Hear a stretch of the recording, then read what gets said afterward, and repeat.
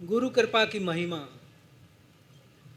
शब्दातीत है, हृदय के भी अतीत है, परे है।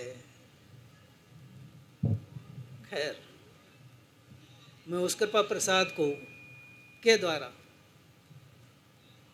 थोड़ा प्रयास करूं। सज्जनों, वास्तव में ही गुरु शब्द है। मंत्र बहुत हैं, ईश्वर में कोई भेद नहीं होता। गुरुर् ब्रह्मा गुरुर् विष्णु, कोई भेद नहीं होता।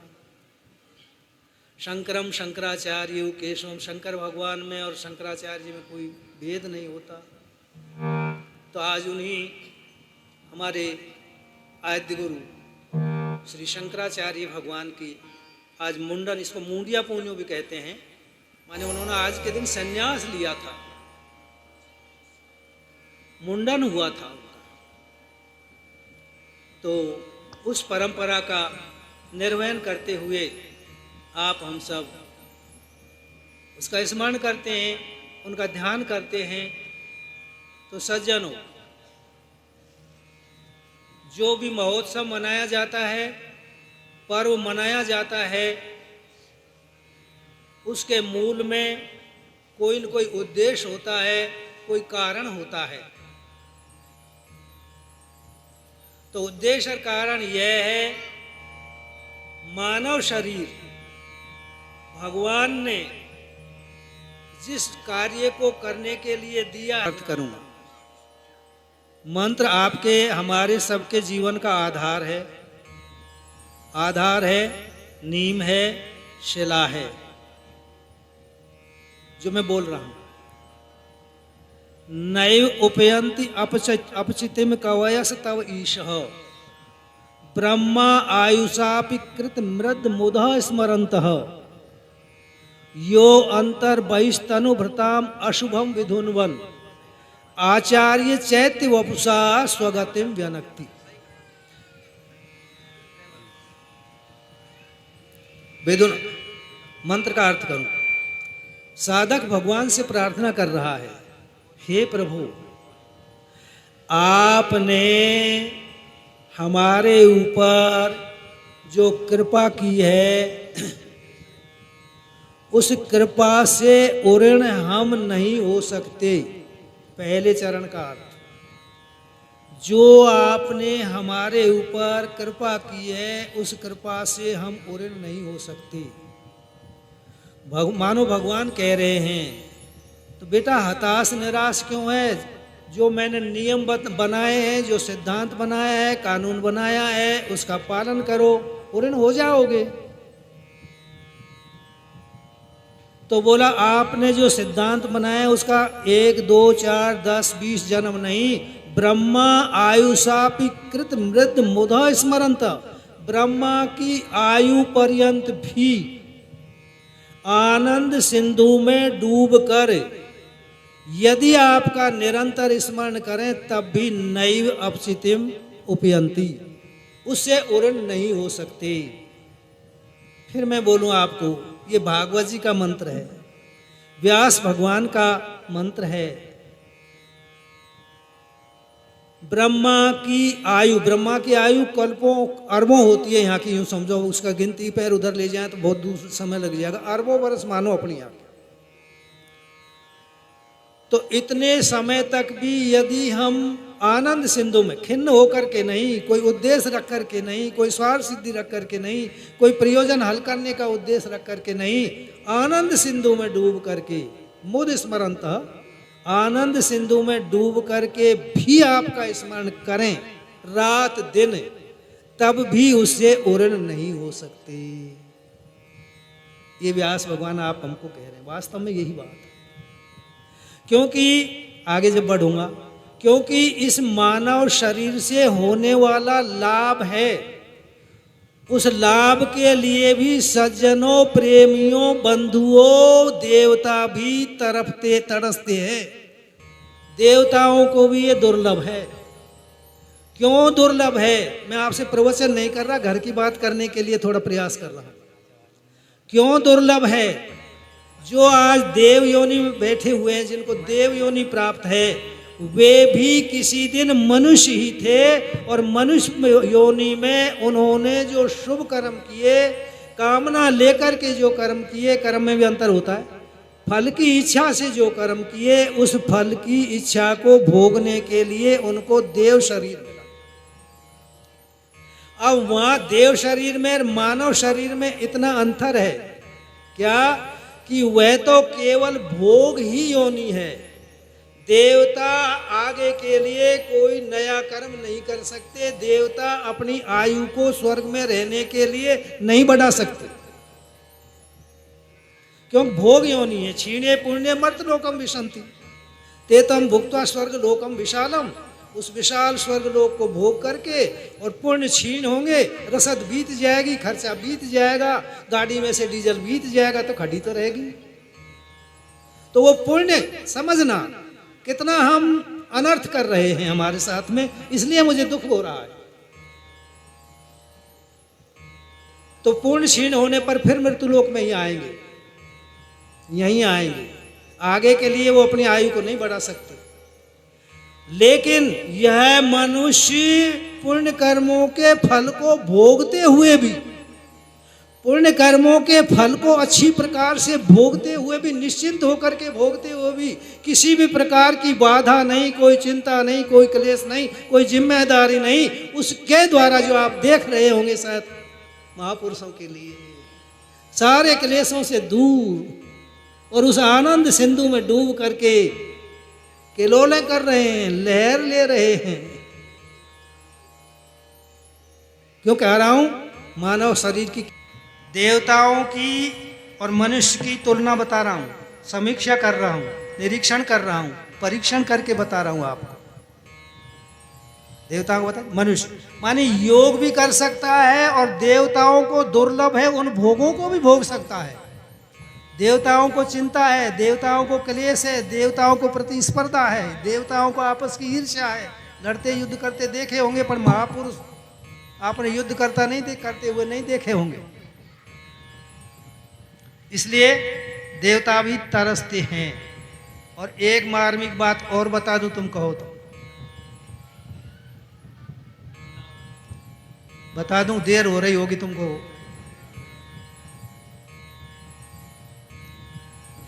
मनुष्य शरीर में और देव शरीर में फिर अंतर बता रहा हूं। देव शरीर जब भूमि पर आता है तो जीवात्मा तो वही है, केवल शरीर बदलते हैं।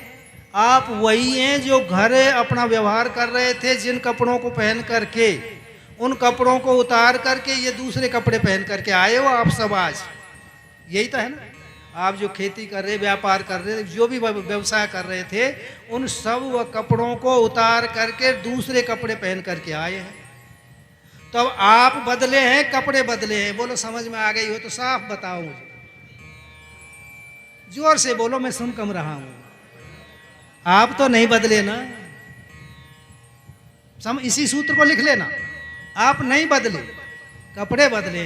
तद्वत देव शरीर में जो जीवात्मा था, वही जीवात्मा आज मनुष्य शरीर में है, वो का वो। अब कपड़े बदलने से क्या आपके भाव, विचार, ज्ञान, अज्ञान, मूर्खता, विद्वता, भलापन, बुरापन वो बदल गया क्या? नहीं बदला, नहीं बदला ना।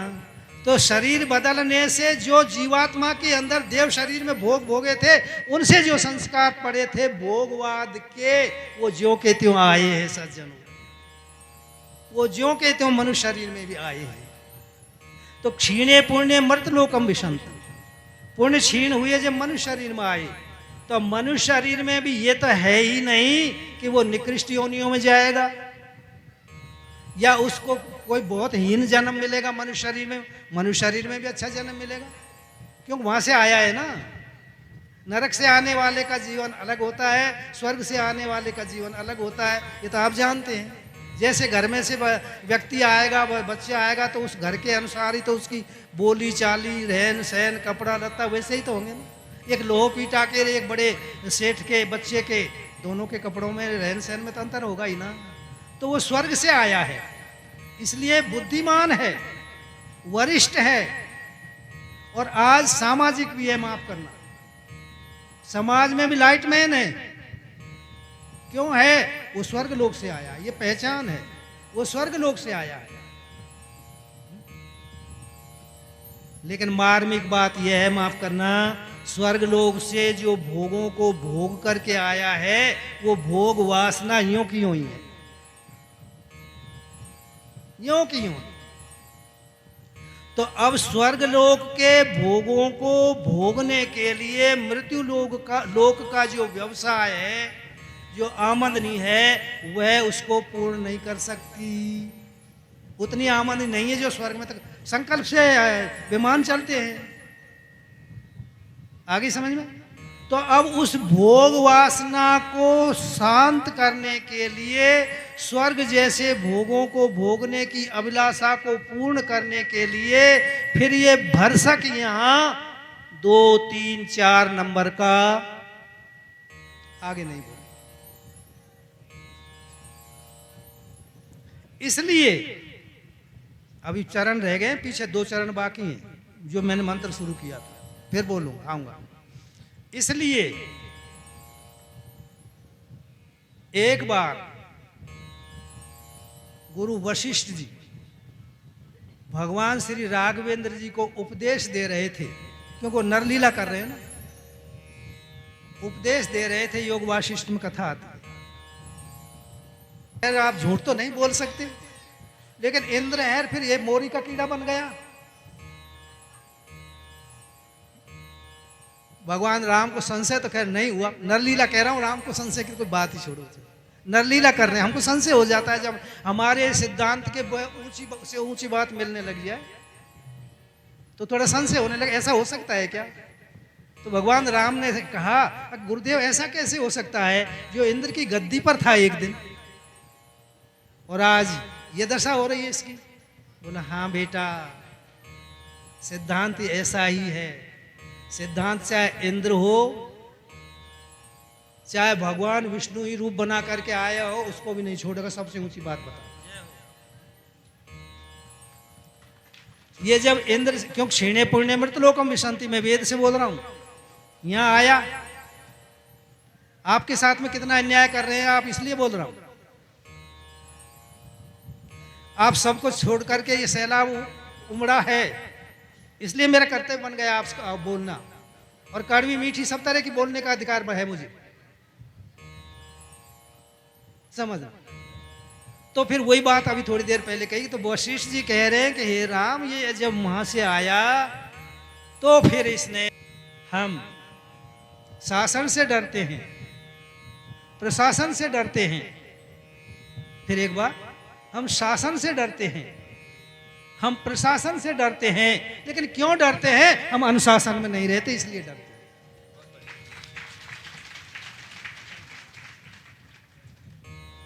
हम हमारा जो मानवीय संविधान है उसका उल्लंघन करते हैं, इसलिए डरते हैं।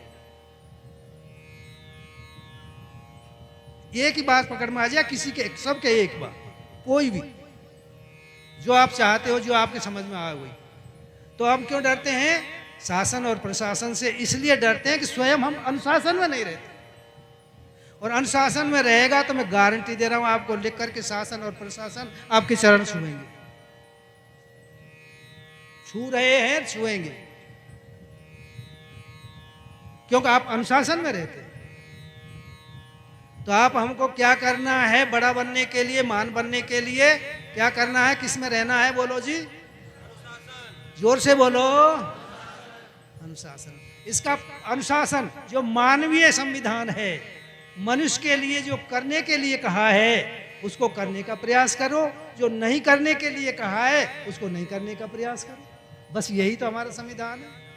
निषेध और विधेय, पाप और पुण्य, उचित और अनुचित, यही तो हमारा संविधान है, यही अनुशासन है। जब आप इसका पालन करोगे तो शासन प्रशासन आपके चरणों में आकर के गिरेंगे। तो आ जाइए उसी जगह पर। तो वो मोरी का कीड़ा क्यों बना? कि वो ये दोनों में से कोई एक होगा, एक होकर के जो उसने अनुशासन में नहीं रहा, जो उसने संविधान का पालन, मानवीय संविधान का पालन नहीं किया। मेरी भाषा समझ रहे होंगे ना? मानवीय संविधान का पालन नहीं किया, उसके फलस्वरूप आज इतनी बड़ी गद्दी से उतर करके और इतनी बड़ी गद्दी पे आ गई। ये भी नीचे की सबसे बड़ी गद्दी है। इससे ज्यादा क्या होगा मोरी की गंदी नाली के कीड़े से। होना पड़ेगा। क्यों होना पड़ेगा? इसलिए होना पड़ेगा, मैं बहुत सूत्र रूप से बोलूं। मानवीय संविधान वह है, वो ना ब्रह्मा जी को छोड़े, ना शंकर भगवान को छोड़े, ना विष्णु भगवान को छोड़े, ना लक्ष्मी जी को छोड़े, ना सीता जी को छोड़े, किसी को नहीं छूट देता। थोड़े थोड़े से मैं बताऊं, थोड़े थोड़े से। शंकर भगवान और शंकर भगवान और ब्रह्मा जी की तो बात आ जाएगी, मैं विष्णु भगवान की कह दूं, पर उनकी शंकर भगवान की इनमें टाइम नहीं लगाऊं। सबसे बड़ी जो विष्णु भगवान ने गलती करी, मैं सब अपने शब्दों में कहूंगा, जो सिद्धांत का उल्लंघन किया, मानवीय संविधान का उल्लंघन किया। किसके लिए किया? परोपकार के लिए, परहित के लिए। 52 रूप बना करके बलि को छला था। आगे समझ, विबुध काज 52 बलि छलो। विबुध माने देवताओं के कार्य करने के लिए, परोपकार करने के लिए 52 ने बलि को छल लिया। बहुत बढ़िया बात हुई, लेकिन क्या हुआ? छोटा बनना पड़ा मेरे भाइयों। सबसे पहले तो छोटा बनना पड़ेगा जब हम संविधान का उल्लंघन करेंगे। तो जब हम मांगने जाएंगे तो संविधान का उल्लंघन होगा यार, सबसे छोटा बनना पड़ेगा। जो आप सबसे बड़े हैं वो आपको सबसे छोटा बनेगा। भगवान ये कह रहे हैं कि मैं भी छोटा बनना पड़ा मुझे। मांगने गया इसलिए। बलि के साथ में छल कर रहे हैं कि नहीं कर रहे? मांगते समय तो क्या थे और लेते समय क्या बन गए? अब ये इससे ज्यादा छल और क्या होगा? होंगे भगवान अपनी जगह पर, सिद्धांत कह रहा है। मैं आपसे इसलिए कह रहा हूं कि हमको आपको छूट मिल ही नहीं सकती। जाग जाओ, चेत जाओ, संभल जाओ। तो छोटा बनना पड़ा, और छोटा ही छोटा नहीं, आज भी पहरेदार बन करके बलि के यहां पहरा दे रहे हैं पाताल लोग। भगवान स्वयं भगवान। एक बात, दूसरे फिर कह दूं, परोपकार के लिए जालंधर और विंध्या की कथा सुनी होगी थोड़ी सी। मैं कथा ना ले जाऊं आपको। विंध्या का पति जालंधर था, राक्षस था। वो हजारों हजारों नारियों के सतीत्व को भंग कर रहा था जालंधर। इसलिए हजारों हजारों सतियों के सतीत्व को बचाने के लिए भगवान रात्रि में जालंधर का रूप बना करके, जालंधर कौन? विंध्या का पति, उसका नकली रूप आज भी। और विंध्या क्या बनी बोलो जी? तुलसी बनी। सिर पर जाती है जब ही तो भोग लगता है। कितनी बड़ी शक्ति है मेरी मातृशक्ति के अंदर, बहुत बड़ी शक्ति है।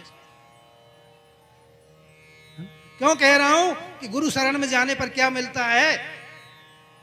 दाना, पूरी और हलवा ये नहीं मिलते, ये मिलता है। तो शाप दे करके, वो वरदान दे करके अपना कर्जा चुकाया भगवान ने। और बोलूं थोड़ा सा, जब भगवान राम को वनवास हुआ था, बात क्यों कह रहा हूं? यदि हम संविधान का उल्लंघन करेंगे तो इन सती, शक्ति और भगवान को भी संविधान के उल्लंघन ने नहीं छोड़ा। इस बात को मत भूलना। मानवीय संविधान का उल्लंघन। तो जब भगवान मां कौशल्या से वन में जा रहे थे तो मां कौशल्या से विदा मांगने के लिए मां के महल में गए कौशल्या जी के। तो समाचार तो मां ने सुन ही रखे थे। बोलो बेटा ठीक है, ये बता कि केवल बाप की आज्ञा है कि माँ की भी आज्ञा है? माँ मानी कौन सी माँ की? बोलो जी, केकई की। धन्य है उन माताओं के लिए भी। तो भगवान ने, राम ने कहा कि माँ, दोनों की, माँ की भी और पिताजी की, दोनों की आज्ञा है। मिलकर के दोनों ने आदेश दिया है, बेटा सहर्ष जा, सहर्ष जा, दोनों की आज्ञा है। तो इससे ज्यादा बड़ा और तेरा पुण्य क्या होगा? ठीक। इतने ही में मातेश्वरी जगत जननी सीता जी आ गई। सीता जी ने नमस्कार करके कि माता जी, सास से कह रही हैं, मातेश्वरी मैं भी साथ में जाना चाहती हूं पतिदेव के साथ। माँ 1 मिनट रुकी। क्या बेटी तुझे भी वनवास दिया है माँ, सास और ससुर ने? बोला नहीं, इनको ही दिया है। तो यदि तू उचित समझे तो या तू रह जा। जो सिय भवन रही कह अंबा, मोकऊ होय बहुत अवलंबा। अवलंबा नहीं, आसरा, सहारा। जैसे अपनी भाषा में कहने, अरे बेटा तू यहाँ रुक जाएगा ना तो मेरा सहारा बन जाएगा। मेरा सहारा माने मेरा जीवन बन जाएगा अपनी भाषा में। तो माँ यही तो कह रही है, अवलंबा तो मेरा आधार बन जाएगी, समय निकालने के लिए मेरा सहारा बन जाएगी। माँ सास कह रही है, बहू से कह रही है। तुरंत ही भगवान राम ने भी माँ का समर्थन कर दिया। कहा सीता, माँ ठीक कह रही है, रुक जा।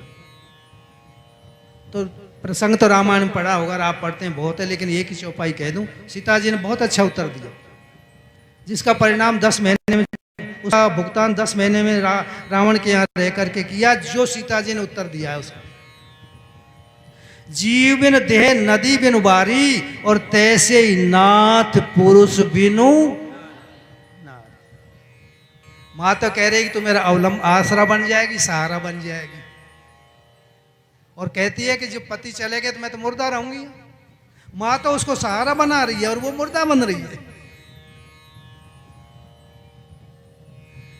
अब सीता जी में दोष दृष्टि मत करना, वो तो रूप बना करके लीला कर रही हैं, आप हमको समझाने के लिए, आज की माताओं को समझाने के लिए। ये देवियों, कलयुग की देवियों, भावी देवियों, यदि तुम भी माँ का और पति का, सास का और पति की आज्ञा का उल्लंघन करोगी तो मैं 10 महीने जैसे रावण के यहाँ, राक्षसों के यहाँ रही, ऐसे पता नहीं तुम कहाँ रहोगी, तुम सोच लेना। आज क्या कर रहे हैं, वृद्ध आश्रम में भेज देते हैं, तुरंत ही टिकट कटा देते हैं माँ बाप का। तो लेकिन सज्जनों, ये माँ बाप का टिकट नहीं कटाया, अपने दुर्भाग्य का टिकट कटाया।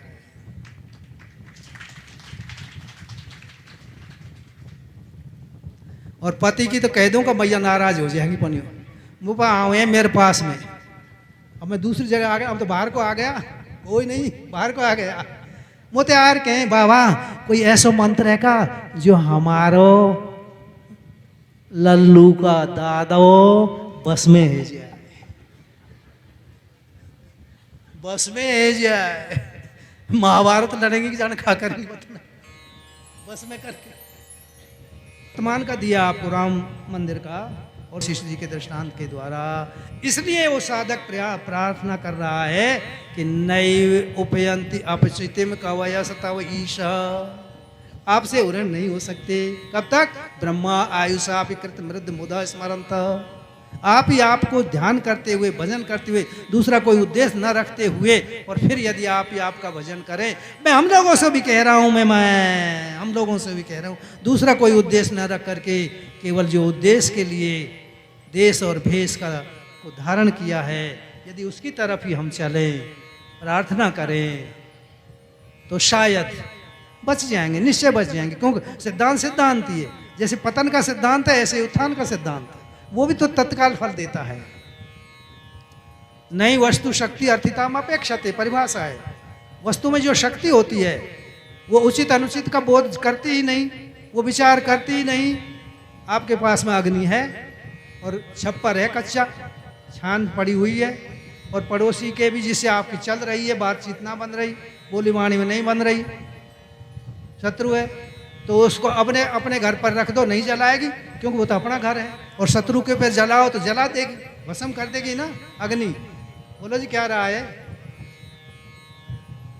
कर देगी उसको, अपने को नहीं जलाएगी। अरे वो तो अपना है भाई, वो तो अपना है। बस तो ऐसे ही बहुत अच्छी तरह समझ लो, ऐसे ही जो सिद्धांत है, जो संविधान है, दोनों तरफ इसी प्रकार से काम करता है। वो अपने पराये का बिल्कुल भी ध्यान नहीं रखता, कोई भी मुलायजा नहीं करता है। जैसे सिद्धांत ने सीता जी भगवान विष्णु के साथ में भी मुलायजा नहीं किया। इधर शुरू करो, तत्काल शुरू करो, संकल्प करो। अपिचे सुदुराचारो भजते मामनन भाग साधु रेव से मंतव्य सम्यक व्यवस्थित हो। सा आप सम्यक व्यवस्थित हो, दृढ़ निश्चय करो, संकल्प करो कि हमें क्या करना है, किधर जाना है।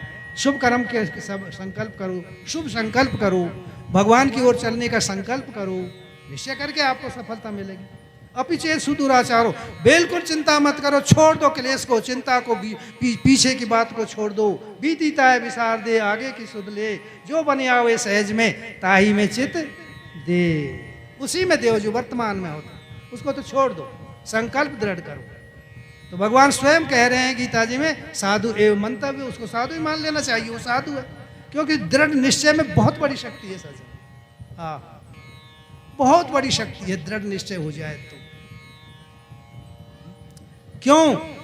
एक पंक्ति फिर कह रहा हूं, लिख लो सब, अपने हृदय में लिख लो, मैं फिर बोलूंगा। इस जीवन रूपी गाड़ी को संचालित करने के लिए आपकी भाव ऊर्जा ही इसका ईंधन है, डीजल है, पेट्रोल है। फिर बोलूं, ये गाड़ी हो गई ना, ये यात्रा आपकी जन्म लिया जब से वहां तक यात्रा ही तो चलेगी। एक गाड़ी हो गई, काय से चल रही है? आपकी भाव ऊर्जा से चल रही है। As you thinking in his heart so is he. जो आप सोच रहे हैं प्रेजेंटली, जो आप सोच रहे हैं सो इज ही, वो वही आपका स्वरूप है। तो क्या हो गई? भाव ऊर्जा हो गई, भाव ऊर्जा हो गई। हम दूसरे का अनिष्ट करने का सोचते हैं, विचार करते हैं कि उसको ऐसा करूंगा, वैसा करूंगा, ये करके छोड़ूंगा, उसने मेरे साथ में ऐसा क्यों किया, वैसा क्यों किया, आदि आदि करते हैं। इसलिए मुझे ये करके छोड़ना है, उसको गिराना है, पतन करना है, देखूंगा कितना बड़ा है। तो मेरे भाइयों, प्रेमियों, उसका तो पतन जाना होगा कि ना होगा उसके कर्म के ऊपर है, लेकिन आपका पतन होना निश्चय पर शुरू हो गया, हो गया।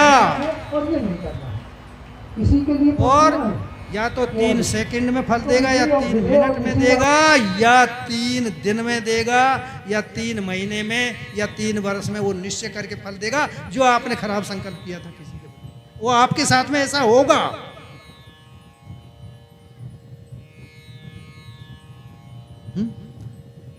तो इस बात को लिख लेना, इस जीवन रूपी गाड़ी की आप जो ईंधन है या पेट्रोल है गाड़ी का, वो आपकी भाव ऊर्जा है। आप वर्तमान में क्या सोच रहे हैं? आप फिर दूसरा सिद्धांत, जो जिसके प्रति आप जो भी भाव बना उसको प्रभावित करेगा। वहां भावित नहीं, प्रभावित विशेष करेगा। और फिर एक करिए, कितने हो गए जी? बोलो, जोर से बोलो, ये करिए कितने हो गए मिलके? पढ़े लिखे हो? 11, 2 नहीं, 11 हो गए। अब बताओ, आपने तो थोड़ा सा भाव ही बिगाड़ा था और वहां से 11 गुना होकर के आपके पास में आया जयराम जी की। बच जाओगे? बच जाओगे? नहीं बचोगे। इन संतों में शक्ति क्यों है? इसीलिए कि इनकी भाव ऊर्जा है ना, वो उचित है, अच्छी है, श्रेष्ठ है, हितकारी है, परोपकारी है। सर्वे भवन्तु सुखिनः सर्वे सन्तु निरामया है। इसलिए भाव ऊर्जा काम करती है, जहां भेजोगे वहीं भेजे चली जाएगी। और फिर कह दूं, जिस व्यक्ति ने, बहुत धीरे धीरे बोलूंगा मैं, जिस व्यक्ति ने अपनी भाव ऊर्जा जैसी एकत्रित कर रखी है, इकट्ठी कर रखी है, संचित कर रखी है, पूंजी बना रखी है, वो भाव ऊर्जा जहां भी वो छोड़ेगा वहां बिल्कुल काम करेगी, वैसे के वैसे तत्काल। हिंदी में ला रहा हूं दृष्टांत देकर।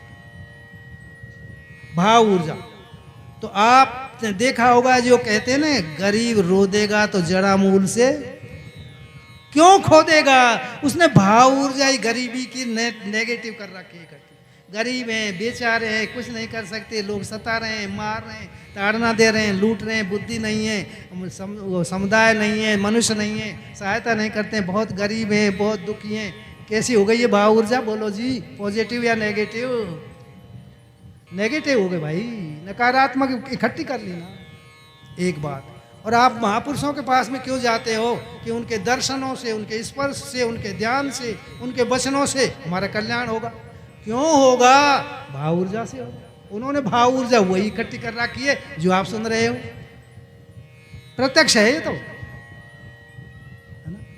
इसलिए दूसरा पॉइंट क्या हो गया? भाव ऊर्जा। भाव ऊर्जा, वो भाव ऊर्जा हमें शुद्ध बनानी है। अब उधर आ जाओ थोड़ी देर के लिए, फिर वहां पहुंचूं। ब्रह्मा की आयु पर्यंत भी हम आपसे उड़न नहीं हो सकते आपका स्मरण करते हुए।